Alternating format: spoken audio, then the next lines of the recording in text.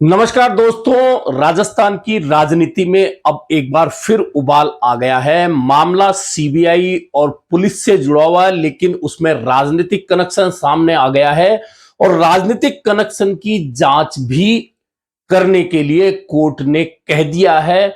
और इसी के साथ मारवाड़ के दो प्रतिद्वंदी राजनीतिज्ञों के बीच में भी अब खुलकर जंग सामने आ गई है और दोनों ओर के समर्थक अब सोशल मीडिया पर इस बात को लेकर लड़ाई में जुट गए हैं कि कौन सा नेता सही है, कौन सा नेता गलत है, कौन किसे फंसाना चाहता है, कौन किसे निकालना चाहता है। इस बात को लेकर सोशल मीडिया पर जंग छिड़ गई है।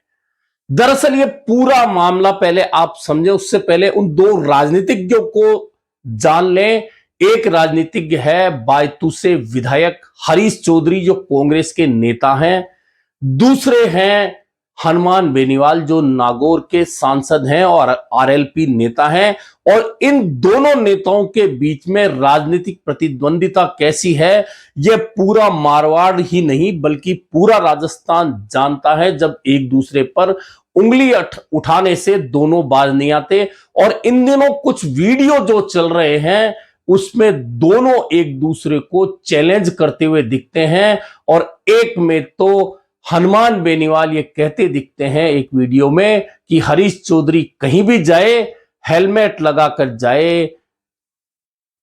एक वीडियो में वे कहते दिख रहे हैं कि हरीश चौधरी पिटेगा जरूर, कहां पिटेगा ये बात मैं तय करूंगा। उधर हरीश चौधरी भी चैलेंज को स्वीकारते तो कहीं चैलेंज देते हुए दिख रहे हैं। यह प्रतिद्वंदिता हनुमान बेनीवाल और हरीश चौधरी की जो राजनीतिक रूप से है वह अब स्पष्ट रूप से फिर नजर आने लगी है। लेकिन क्यों नजर आने लगी इस बार अचानक? क्योंकि अभी कोई चुनाव नहीं है, तो इसके पीछे एक एनकाउंटर का मामला है। उस एनकाउंटर के मामले की सीबीआई क्लोजर रिपोर्ट जो कोर्ट में पेश की गई थी, कोर्ट ने उस क्लोजर रिपोर्ट को खारिज करते हुए उस एनकाउंटर मामले की फिर से जांच करने की कह दी है। दरअसल यह एनकाउंटर पचपदरा क्षेत्र में हुआ था। कमलेश प्रजापति एनकाउंटर 22 अप्रैल 2021 की रात का यह मामला है, जब दो एसपी, आईजी और कई थाना अधिकारियों पर मामला, इस संदिग्ध एनकाउंटर का जो है उसकी जांच होनी है। दरअसल 22 अप्रैल 2021 को कमलेश प्रजापति का एनकाउंटर हुआ था और एनकाउंटर में पुलिस ने यह कहा कि कमलेश प्रजापति को पकड़ने जब पुलिस गई थी तब अपनी एक्सयूवी गाड़ी में कमलेश प्रजापति भाग रहा था। उस समय पुलिस ने रोकने के लिए एनकाउंटर किया और पुलिस ने अपनी तरफ से कई तथ्य पेश किए। उसके बाद समाज का आंदोलन हुआ और कांग्रेस के तत्कालीन विधायक हैं पचपदरा के मदन प्रजापति के नेतृत्व में प्रजापति समाज लंबे समय तक आंदोलन करता रहा। और उस समय की तत्कालीन कांग्रेस सरकार, जो मुख्यमंत्री तत्कालीन थे अशोक गहलोत के नेतृत्व वाली, उस सरकार ने 1 महीने के आंदोलन के बाद इस पूरे मामले को सीबीआई को सौंप दिया और सीबीआई ने फिर इस मामले की जांच की। सीबीआई ने तमाम जांचें करने के बाद कोर्ट में अपनी क्लोजर रिपोर्ट पेश कर दी। उस क्लोजर रिपोर्ट में इस मामले को लेकर कहा कि जो सीसीटीवी फुटेज हैं, तथ्य हैं, बयान हैं, उन आधार पर लगता नहीं है कि यह फर्जी एनकाउंटर था और यह क्लोजर रिपोर्ट पेश कर दी। लेकिन कमलेश प्रजापति की पत्नी ने इस क्लोजर रिपोर्ट को नहीं माना और कोर्ट में चैलेंज कर दिया और अपनी ओर से तथ्य रख दिए, कह दिया कि सीसीटीवी फुटेजों से छेड़छाड़ हुई है, जबकि यह फेक एनकाउंटर था। इस चैलेंज को स्वीकारते हुए कोर्ट ने क्लोजर रिपोर्ट को खारिज कर दिया और 24 पुलिसकर्मी, जिसमें 2 आईपीएस भी शामिल हैं, कई थानाधिकारी शामिल हैं, कांस्टेबल शामिल है, उसी के साथ हरीश चौधरी और उनके भाई मनीष चौधरी की भूमिका की जांच करने को भी कह दिया है। बस जैसे ही 16 अप्रैल 2025 को यह मामला सामने आया कि कोर्ट ने क्लोजर रिपोर्ट को खारिज करते हुए हरीश चौधरी, मनीष चौधरी, 2 आईपीएस सहित 24 पुलिस कर्मियों के खिलाफ फिर से तथ्यात्मक पूरी जांच करके 2 महीने में रिपोर्ट मांगी है, उसी के साथ मारवाड़ की राजनीति फिर गर्मा गई। और हनुमान बेनीवाल के समर्थकों ने पहले तो यह पोस्ट डाली कि हनुमान बेनीवाल ने जो संघर्ष किया उसके कारण से यह जांच जो कोर्ट ने फिर से करने को कहा है, यह उस संघर्ष की जीत है। और चूंकि इस मामले में हरीश चौधरी और मनीष चौधरी की भी जांच होनी है, राजनीतिक रसूखों की भी जांच होनी है, और परिवार का जो आरोप था कमलेश प्रजापति के, वो कहना था कि स्थानीय स्तर पर जो भ्रष्टाचार के मामले थे, राजनीतिक मामले थे, उनको लेकर कमलेश प्रजापति सक्रिय था, और इस सक्रियता की वजह से ही यह एनकाउंटर जो फेक उसके आरोप है, फेक एनकाउंटर का, वह सारा खेल रचा गया राजनीतिक रसूखों और पुलिस ने मिलकर।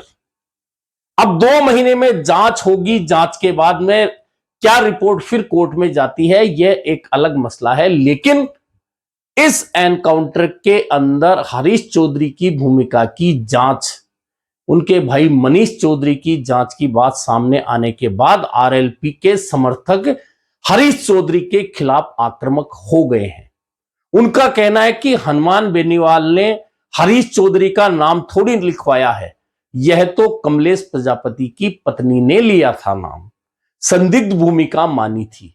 लेकिन इस बहाने वे पुराने मसले सामने आ गए हैं। आपको याद होगा कि दोनों नेताओं के बीच में प्रतिद्वंदिता बहुत पुरानी है, लेकिन यह प्रतिद्वंदिता और ज्यादा तेज तब हो गई जब हरीश चौधरी के खिलाफ चुनाव लड़ने वाले आरएलपी के उम्मीदवार उम्मेदाराम बेनीवाल का प्रचार करने जब गए थे हनुमान बेनीवाल, तो उस दौरान उनकी गाड़ियों पे पथराव हुआ था, और उस पथराव में हनुमान बेनीवाल समर्थकों ने हरीश चौधरी और समर्थकों पर आरोप लगाया था।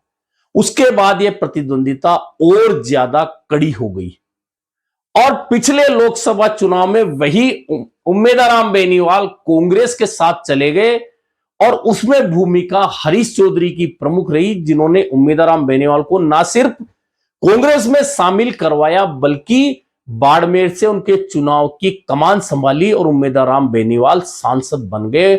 उसके बाद से हनुमान बेनीवाल और हरीश चौधरी की राजनीतिक प्रतिद्वंदिता एक तरह से निजी प्रतिद्वंदिता में बदलती चली गई, और अब कमलेश प्रजापति एनकाउंटर में हरीश चौधरी और उनके भाई मनीष चौधरी की भूमिका की जांच की बात आते ही वह पुराने वीडियो तमाम सोशल मीडिया पर पब्लिक डोमेन में सामने आ गए, जिनमें इन दोनों नेताओं की प्रतिद्वंदिता स्पष्ट रूप से नजर आती है।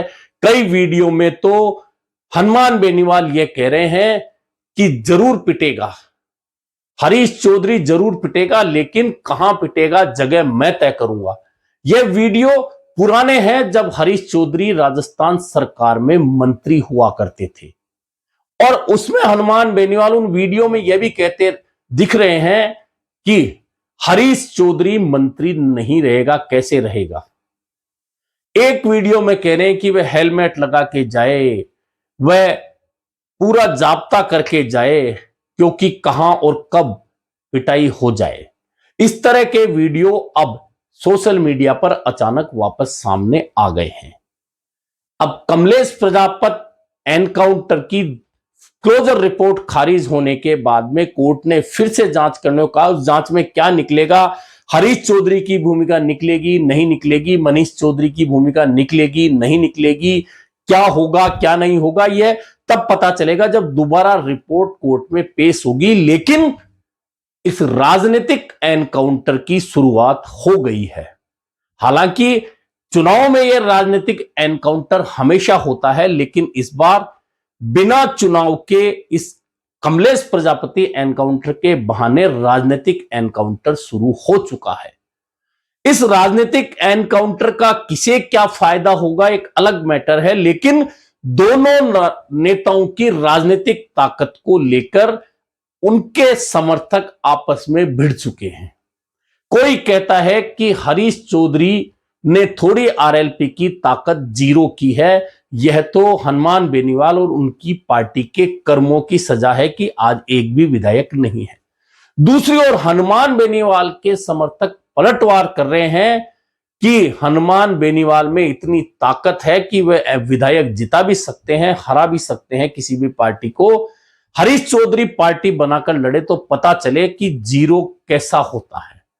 इस तरह की राजनीतिक प्रतिद्वंदिता को दिखाते हुए कई कंटेंट सोशल मीडिया पर 2-3 दिन से लगातार वायरल हो रहे हैं। अब इस राजनीतिक स्थिति का अंत कहां जाकर होगा, कौन इसका फायदा लेगा, कौन नुकसान उठाएगा, यह अलग बात है। लेकिन जाट राजनीति में इस मामले को लेकर उबाल आ रहा है। वैसे भी हनुमान बेनीवाल का मदेरणा परिवार, मिर्दा परिवार और अब हरीश चौधरी पर सीधा सीधा हमलावर रुख कई बार देखा जा चुका है। लगातार हनुमान बेनीवाल इस तरह के बयान देते हुए मिर्दा परिवार, मदेरणा परिवार और हरीश चौधरी पर हमलावर रहते हैं। और इस पूरे मामले को लेकर कई लोग तो यह भी कहते हैं कि तत्कालीन मुख्यमंत्री अशोक गहलोत के इशारे पर कहीं ना कहीं यह बात हनुमान बेनीवाल कहते हैं। अब इसमें क्या सच्चाई है, क्या नहीं है, यह अलग बात है। लेकिन इस राजनीतिक प्रतिद्वंदिता को लेकर मारवाड़ की राजनीति गरमाई है।